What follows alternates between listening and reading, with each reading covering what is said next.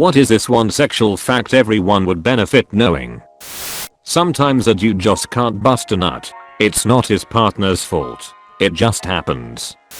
Certain frogs can change genders if there is a lack of males present. Please keep this in mind when using frog DNA to complete your dinosaur clones. Don't be offended if somebody steers you in the right direction. Learn from it and apply it to your next time or next partner. Rubber duckies are easy to clean after sex. You can also just bring them in the bath with you and they'll get clean that way too. Just don't buy the squeaking kinds because they are harder to keep clean inside. Erections can have a direct correlation to sexual desire, but not necessarily. Keep in mind that the existence of it depends entirely on blood flow. One may be horny as all hell and overflowing with sexual desire for their partner, but maybe for an unrelated reason it ain't working. Knowing this can help both parties avoid frustration and insecurities. He might really like you, but Jimbo the worm gets temperamental sometimes.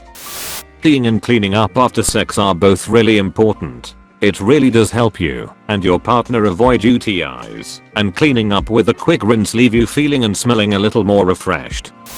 Don't be afraid to be vocal, and I don't just mean dirty talk. If you're enjoying yourself, I wanna know. I don't need full-on pornster dialogue, but gasps of pleasure and oh, wow, when I'm slobbing on his knob get me so hype and so turned on. Sex is the epitome of nonverbal communication, but sighs and moans and gasps just heighten the intensity.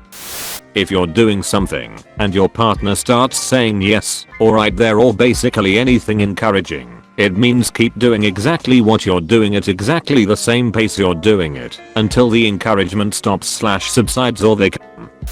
If your vagina feels uncomfortably tight and or feels like it burns a bit during penetration, masturbation, inserting a tampon, or a gynecological exam, then something is wrong and you can actually get that issue fixed. You might have vulvodynia or vaginismus, which can be treated with pelvic floor therapy or medication.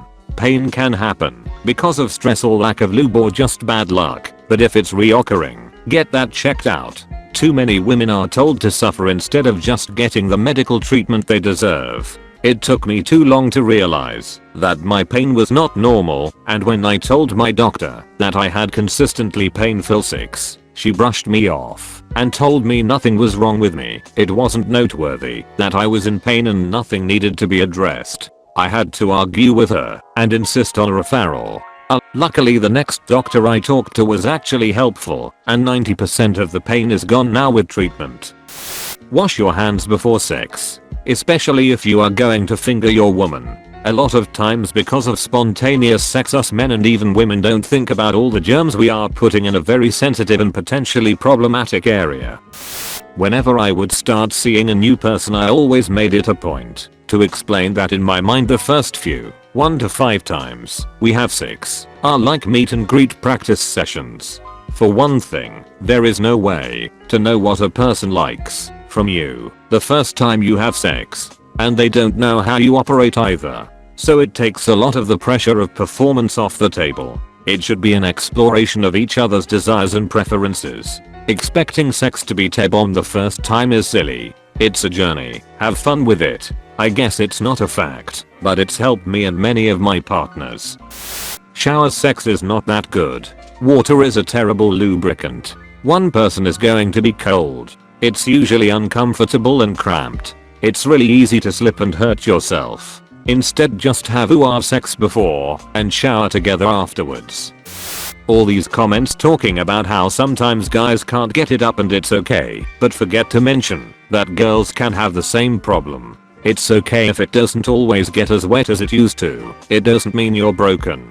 And there's also no shame in not wanting to have sex. If you aren't feeling it then you aren't feeling it, and you don't owe sex to anybody. Considering men are standing up to sexual abuse. Just because he is erected doesn't mean he wants it. If you're in a relationship longer than a year, there will be times when sex is boring, feels like a chore, isn't as interesting or fun. You have to work at it. That goes against common sense, because you would think it gets easier, but most people start to take it for granted. You gotta find ways to excite each other, stay committed to foreplay, and make time for it. I'm too late for this to be seen, but in case someone does, here's some advice from an old guy who has seen some things. Anyone who is communicating about a sexual preference or request to a partner feels exposed, really exposed. They aren't just listening to your words, they are watching your body language and facial expressions. It's a raw place to be in where you can shame someone without even trying to. It doesn't have to be some off the wall fetish that's the subject. It could be asking for more oral or wanting to try a new position. If you care about the partner, listen and don't make them feel ashamed. If it's not your thing, be gentle. Tell them that it's a hot idea, but it's just not for you. Give them an alternative that will start a dialogue. Sex builds like a tornado when you're on the same page, and fizzles when you aren't. Do both of you a favor and be a caring listener, and eat ass. Always eat clean ass. It feels good, man. If your partner drops hints that they want to have sex, either have sex or tell them you're not in the mood for sex. Don't just pretend you don't notice the hints they want to bone. If you don't want to have sex, that's fine, but don't leave them hanging either way. Many STDs can also be caught non-sexually. Hepatitis and HIV are far more likely to spread via intravenous drugs.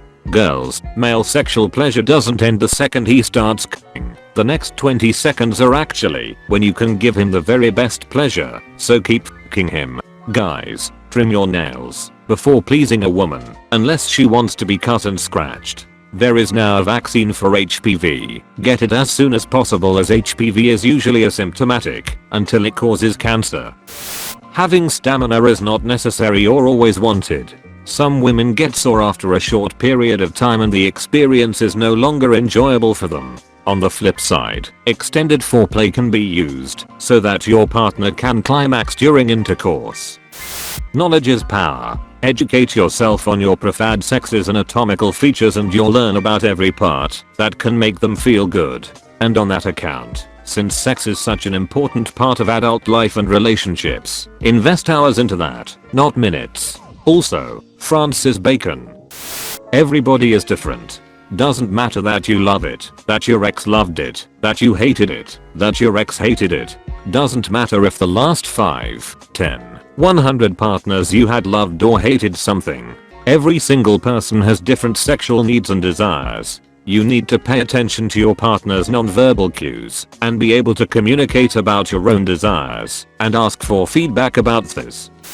When she says go deeper, she means stop jackhammering. Thrust slowly, with precision and intent. Make my whole body move, like we are in a boat in a storm. We don't mean that you've run out of dick, just that you need to plow it with deep thrusts instead of little thrusts. Go slower doesn't really encapsulate this. Foreplay begins when you wake up in the morning. Not saying that all of you are like this, but when your partner has spent the entire day taking care of you and the family, getting up to every crying kid, dealing with the house and the pets and the organizing, and probably working outside the home, it's not really the mystery some people pretend it is when they say not tonight, I'm too tired. Of course there are those with other stories. Mad respect to you if you are not this partner.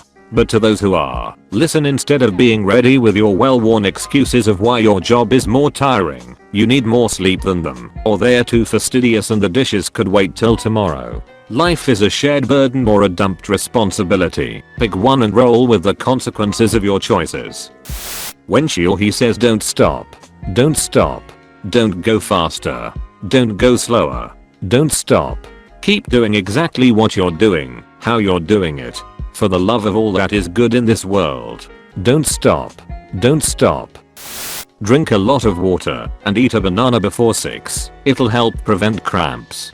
Pee after 6. Yes, you two dudes. We experience a lot of different emotions post-orgasm. Some smile so much it hurts. Others cry, even when they are not sad. I personally get really aloof and experience drop. Understanding your partner's emotional state can help you better accommodate them. Aftercare isn't just for us kinky folk. If you're thinking of bondage and ropes and stuff, use silk or theater rope. It'll be far more comfortable. People like funny safe words, and that's fine, but you need more details sometimes. My preferred method is red or yellow. Yellow means to pull back, that's too much, but we can keep having sex. Red means stop, no more sex. Like in Brazilian jiu-jitsu, tap early, tap often, sex should be fun. Discuss limits.